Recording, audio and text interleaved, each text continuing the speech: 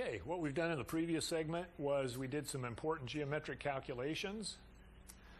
We have 3 important numbers that we want to commit to memory.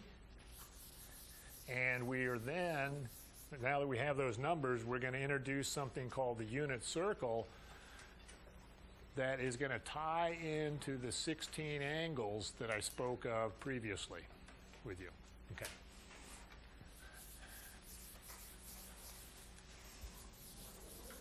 So, reviewing the 3 numbers that are important. Actually, there's really 5 numbers.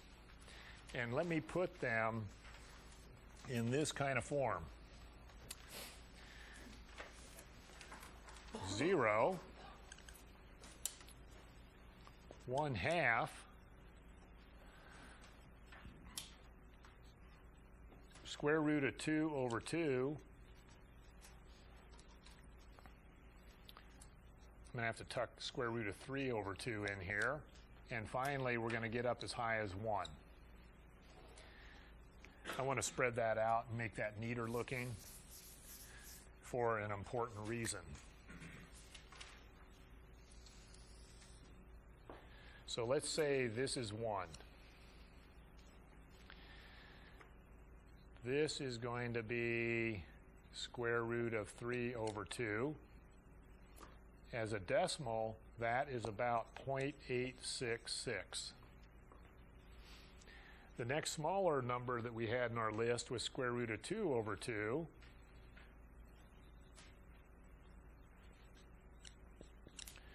Which we mentioned was about 0.707. And the next smaller number was 1/2, which is precisely 0.5. And the smallest of the numbers we'd mentioned was 0. Down there.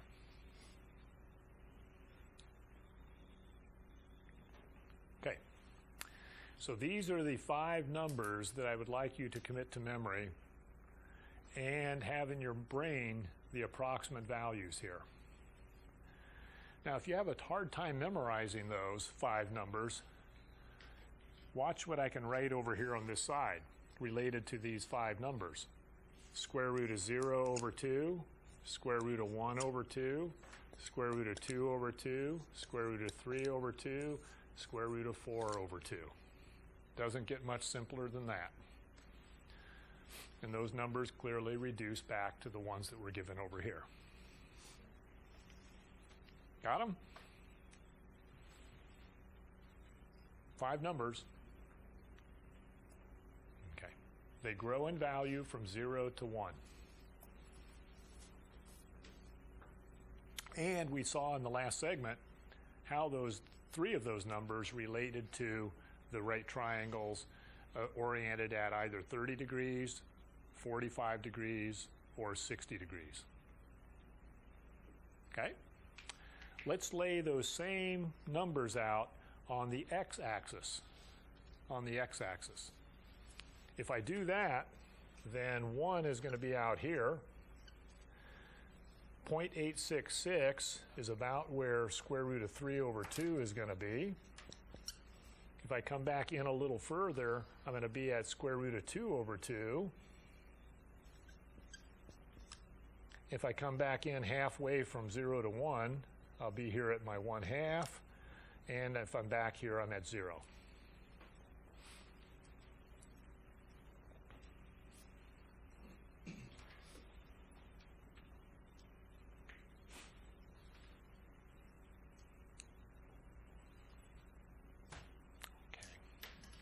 I gave you folks a handout last week that is something called the unit circle.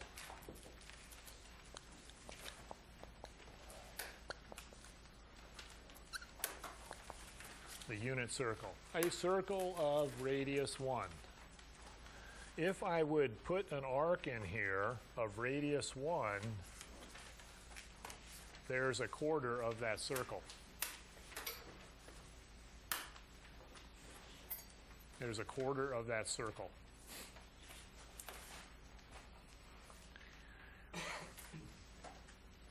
Do you see that if I would lay a radius line in here at any of those three angles we spoke of, 30 degrees, 45 degrees, or 60 degrees, if I'd lay a radius line in here at 30, at 45, or 60 degrees, the x and y coordinates of those points on the circle would line up with these numbers here. Everybody hear that? If I would lay a radius in at 30 degrees, it's going to line up right there, where the height reading is 1/2, and the x reading for the cosine is square root of 3/2, and we had our 30 degrees here. If I would lay in a 45 degree line, radius, terminal side, it's going to line up right here, with the x reading for the cosine of 45 degrees being square root of 2/2, and the sine reading being the opposite side here, square root of 2/2. This is pretty interesting. Nice, fairly simple numbers, and they turn out to be laying, these numbers end up showing up when we are on the multiples of 30 degrees or the multiples of 45 degrees. These 5 numbers are going to show up. If I get to 60 degrees, I'm going to be right up here with my terminal side, and those are going to line up here at 60 degrees for standard angle with a radius of 1. My opposite side here is square root of 3/2, and my adjacent side being the cosine of 60 degrees is 1/2.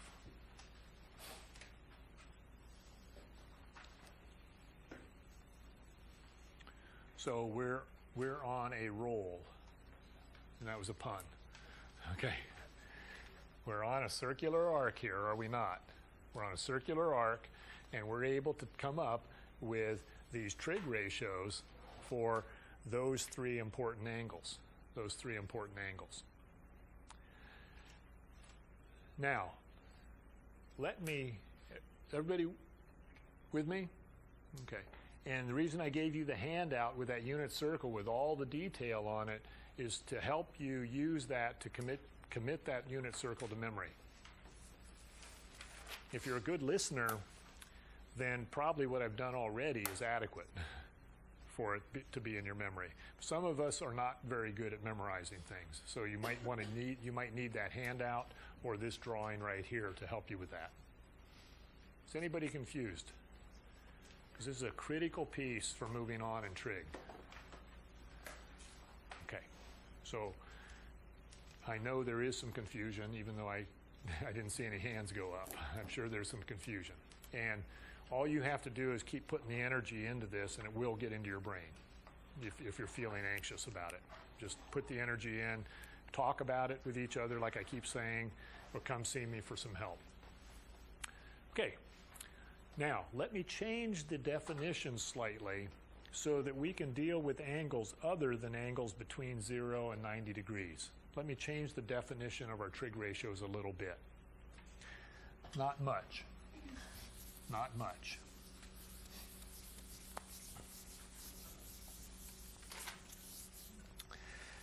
I mentioned during the last segment on the right triangle, the geometry calculations, that we could scale the triangle up in size and the triangle would still be similar, right? In other words, on this unit circle, I don't have to have a radius of 1. I could make that larger on any angle, couldn't I? Any angle. And so if I took this and said, here's an angle, theta, with some radius r, and here is clearly some y value, and here is some x value. Aren't those 6 trigonometric ratios still the same for this big large triangle as they are for the little unit circle triangle in here? Right? The ratios are the same because these triangles are similar. This little unit circle triangle here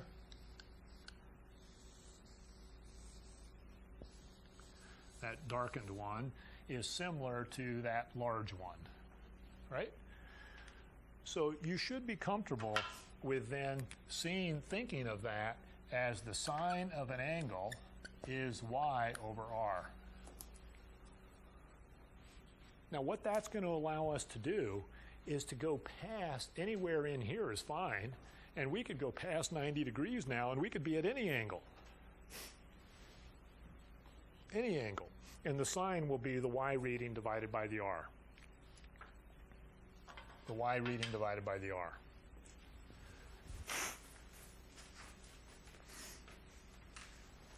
Very important. Similarly, how about the cosine? Clearly, looking at the larger triangle here, x divided by r.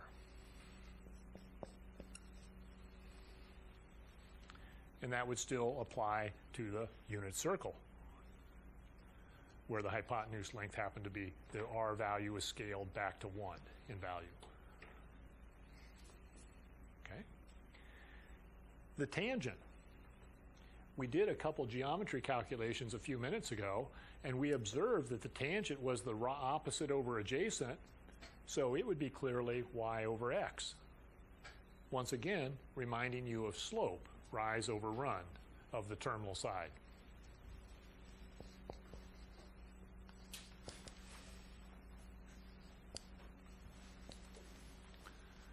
And you can think slope, if you wish. If your angle is in standard position,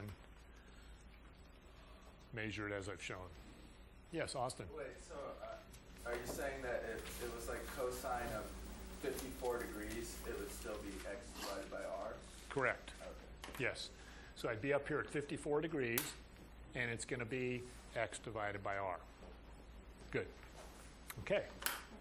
Now, this is for this something other than 1. Now, what if you force this back, scale this thing back in to be on this unit circle? Then observe what happens when you're on your unit circle. What happens to this ratio? That becomes 1, doesn't it? And so the y reading mentally on that unit circle, the y reading you see off this unit circle image in your mind is the y reading. The sine of the angle is the y reading.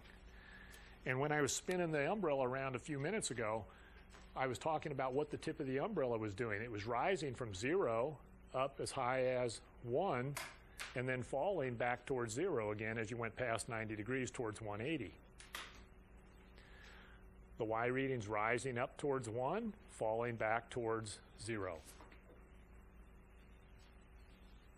Pretty slick. I'm excited. Are you excited? Okay. Okay, good. Okay. So we can then use these as our definitions, folks, for the first 3 trig ratios, and the other 3 are nothing more than the reciprocals of these. So this was the introduction to the unit circle. We'll continue in the next session where we go into it deeper.